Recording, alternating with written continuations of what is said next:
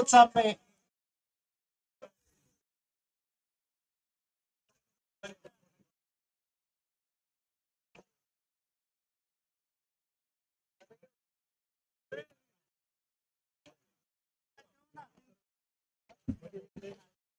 Direct final का रे?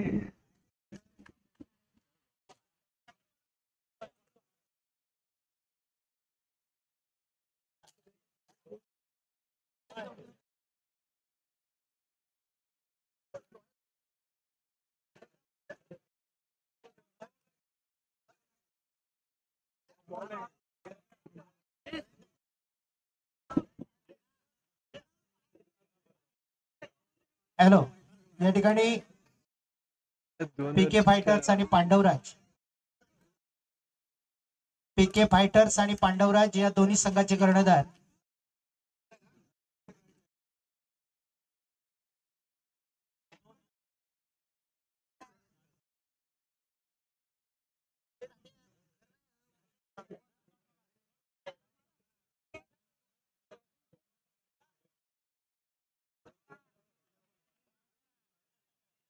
या ठिकाणी एका बाजूला पाहतोय आपण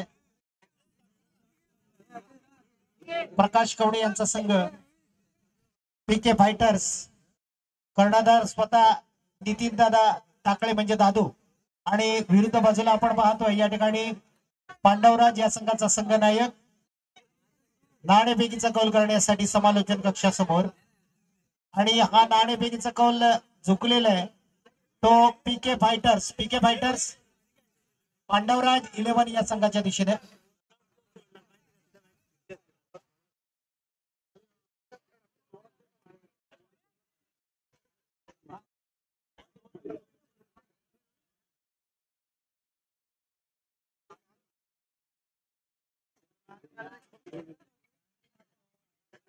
चालू सामना 2 षटकांचा होईल, त्याची कृपया या खेळाडूंनी नोंद घ्यायची.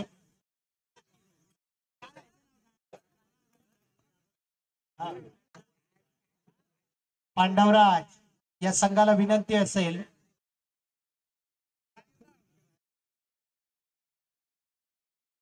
शैलेश मोरे, रोहित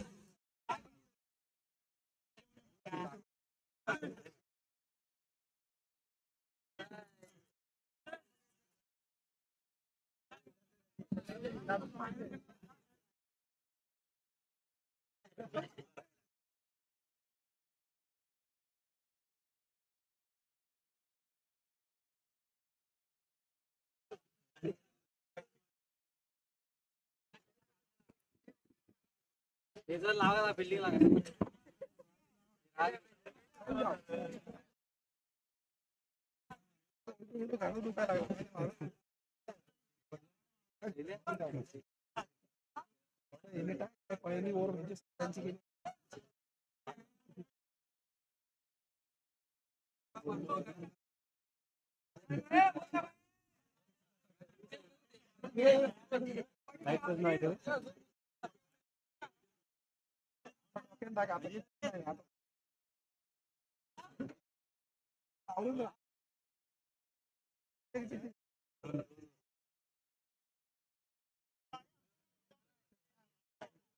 लाव ना फिल्डर रे, मागे लाव ना, मागे ते पाठी घे, ते मागे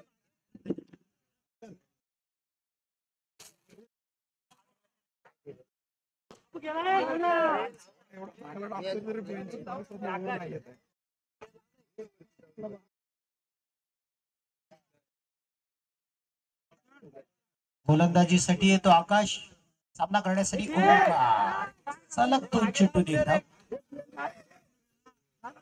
आकाश कडून एक दबावात्मक खेळी या ठिकाणी निश्चितच चांगली गोलंदाजी केली जाते, कारण समोर एक हिटर असणारा जबरदस्त बॅटिंग ज्याची आपण पाहतो. या वेळेला मात्र हे चेंडू रोखू शकत नाहीये, ज्याच्या बॅट मधून आतषबाजी केली जाते. एक सणसणीत चौका.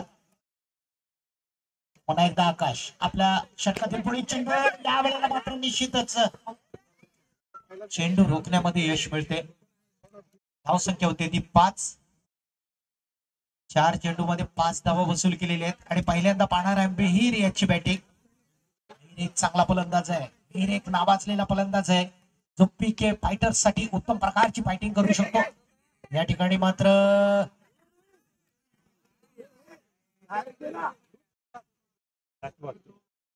बाद होतोय.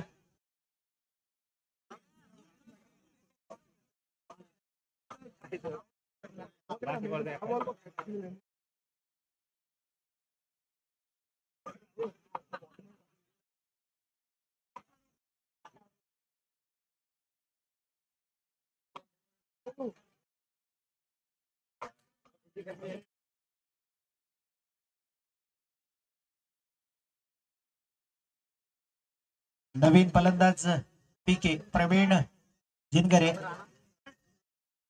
हो, उत्तम प्रकारचा फटका आपण पाहतोय, पण या फटक्यामधून मात्र फायदा होणार नाही. एकही धाव मिळणार नाहीये. दरम्यान पहिलं षटक संपलं जाते. पहिल्या षटकाच्या समाप्तीनंतर धावसंख्या होती ती 5.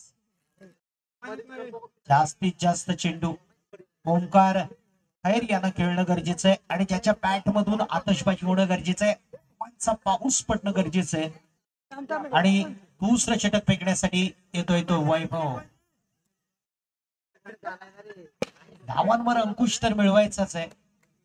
पहिला चेंडू निर्धाव फेकला जातोय. पुन्हा एकदा पुढील चेंडू फेकण्यासाठी सज्ज होतोय. आता मात्र जोरदार फटकेबाजी करायची. प्रवीणला कळत नाहीये हा चेंडू सीमापार जातोय का माझ्या बॅटला लागतोय. काय झालं तेच कळत नाही. नाट्यमय परिस्थिती निर्माण होती, अन्यथा हा चेंडू सरळ सीमापार जाऊ शकला असता.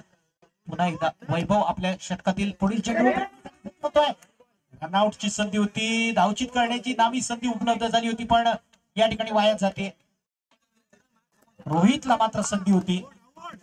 पुन्हा एकदा ओमकार साठी जोरदार फटकावायचा चेंडू. या ठिकाणी आपण पाहतोय ओमकारच्या बॅट मधून मात्र एकच धाव मिळते. धावसंख्या होती ती 7.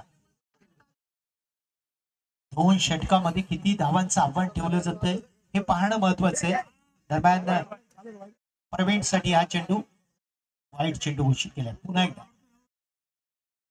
जोरदार फटकावायचा चेंडू आणि फलंदाज बाद होतोय.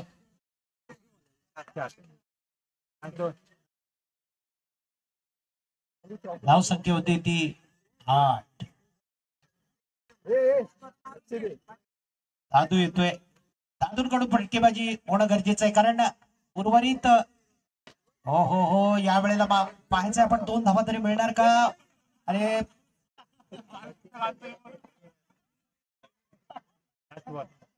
धावसंख्या होती 9. ओमकार कडून अपेक्षा शेवटच्या निर्णायक चेंडूवरती तरी निश्चित धावा वसूल केल्या जातात आणि या वेळेला मात्र खणखणीत चौकार जातोय. धावसंख्या आहे ती 2 षटकाच्या समाप्तीनंतर 13. जिंकण्यासाठी 14 धावांची गरज.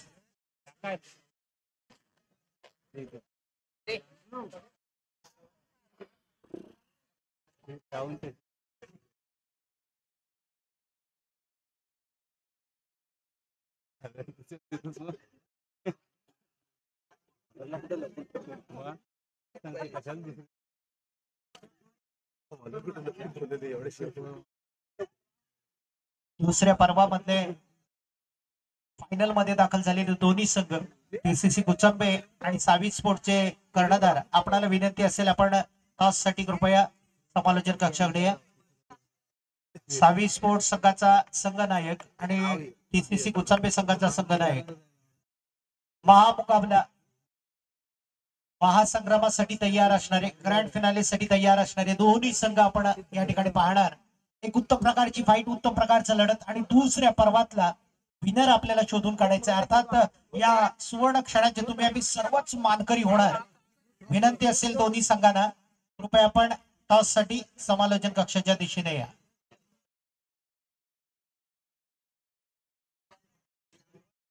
शैलेश आणि गौरव. शैलेश मोरे. हो या वेळेला मात्र शैलेश कडून 2 धावा. कमी धावा असताना आडवा पट्टा उभा पट्टा कसाही पट्टा मारायचा आहे, पण ह्या धावा वसूल करायचे. 3ऱ्या आणि 4थ्या क्रमांकासाठी ही लढत होती ती पांडवराज 11.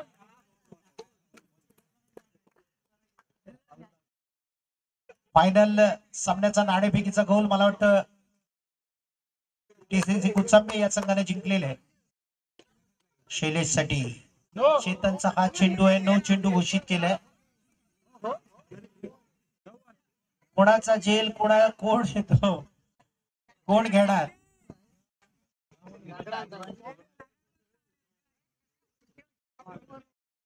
पण निश्चितच या ठिकाणी हो हो हो या वेळेला मात्र धाव एक पूर्ण होतीये.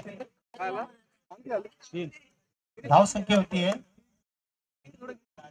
4.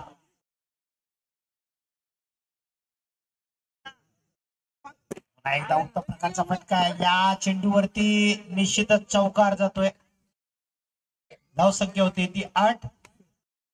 जिंकण्यासाठी 5 धावांची गरज.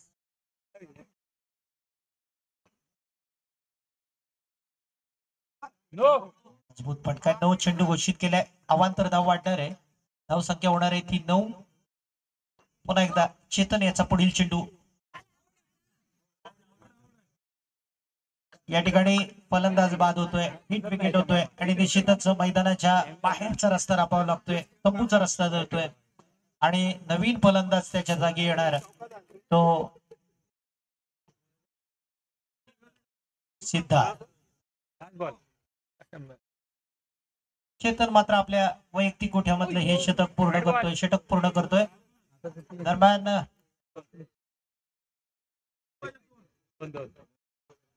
जिंकण्यासाठी 2 धावांची गरज.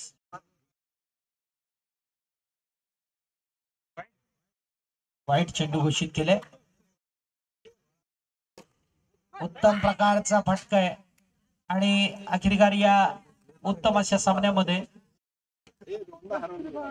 पांडवराज 11 हा संघ विजयी होतोय. विजयी संघाचं अभिनंदन. त्याचबरोबर जो पराजित संघ झालेला आहे पीके फायटर या संघाचं सुद्धा अभिनंदन. आभार. धन्यवाद.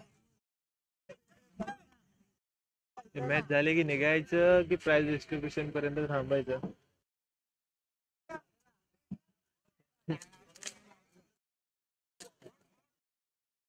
अहो झोपायचा प्रश्न नाही मला तिकडनं